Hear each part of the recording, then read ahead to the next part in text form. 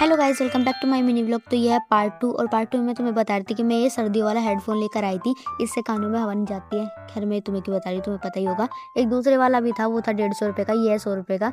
150 वाला वही है जो जिसके ऊपर 2 कान लगे रहते हैं, वो पुचुक पुचुक आवाज़ आती है उसमें से। फिर आके मैंने टिक्की खाई थी और सच बताऊँ तो ये मुझे पहले की तरह बिल्कुल भी कुछ खास नहीं लगी। मैं 1-2 चम्मच से ज़्यादा खा ही नहीं पाती और मेरी बहन ने भी छोड़ दिया था, तो ये वेस्ट ही गई थी। उसके बाद ना दिव्या का कुछ पार्सल आया था, तो उन्होंने वो लिया और उसके बाद हम गए थे सूट वाली दीदी के पास वापस। उन्होंने भी कुछ सामान दिया था कि उनका भी मार्केट से कुछ सामान लाना था। एक चीज़ तो उन्हें मिली ही नहीं थी, मतलब हमें उनकी मिली ही नहीं थी और एक चीज़ हम भूल गए थे।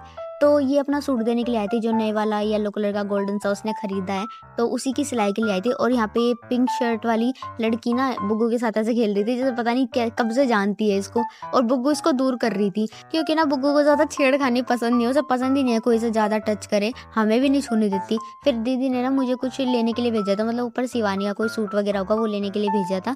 तो फिर मैं पहले तो ढूंढ रही थी अंधों की तरह कहाँ है, लेकिन मुझे मिल ही नहीं रहा था। और एक तो मुझे पता भी नहीं था कौन सा लेके जाना है। फिर मुझे याद आया, हाँ वो येलो वाला है जिसके ऊपर बटरफ्लाइज बने हुए हैं।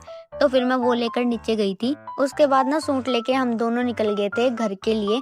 हम तो घर पे जा रहे थे, मतलब पहले मम्मी की दुकान पे गए थे और साथ में दीदी भी जा रही थी, मतलब ये कहीं और जा रही थी अपने बच्चों को चप्पल पहनाने के लिए। पता नहीं जूते लेने वाली थी, पता नहीं क्या लेने वाली थी, तो मुझे पता नहीं। उसके बाद हम मम्मी की दुकान पे आ गए थे। कुछ सामान मम्मी की दुकान पे रख दिया था हमने आते समय, क्योंकि हाथ बहुत ज़्यादा दर्द कर रहे थे। तो उसके बाद हम ना घर पे आ गए थे और यहाँ से हमने रास्ते में से जो पेंटिंग वो पैक कराई थी ना राधा कृष्ण जी की, वो हम लेना भूल गए थे, तो हमने सोचा कि वो भी लेते आएंगे। फिर हम कोने वाली दुकान पे ना कुछ चीज़ लेने के लिए गए थे और यहाँ पे हमें छोटी सी बिल्ली का बच्चा दिखा और जैसे मैंने इसको बुलाया तो ये आ भी गया था। और ये ना थोड़ा डर भी रहा था क्योंकि ये पालतू नहीं था ना, ऐसे ही गली में से आके कहीं पे बैठ गया था। तो अंकल ने भी इसको अपनी दुकान के अंदर रख रखा था। And thanks for watching, bye bye.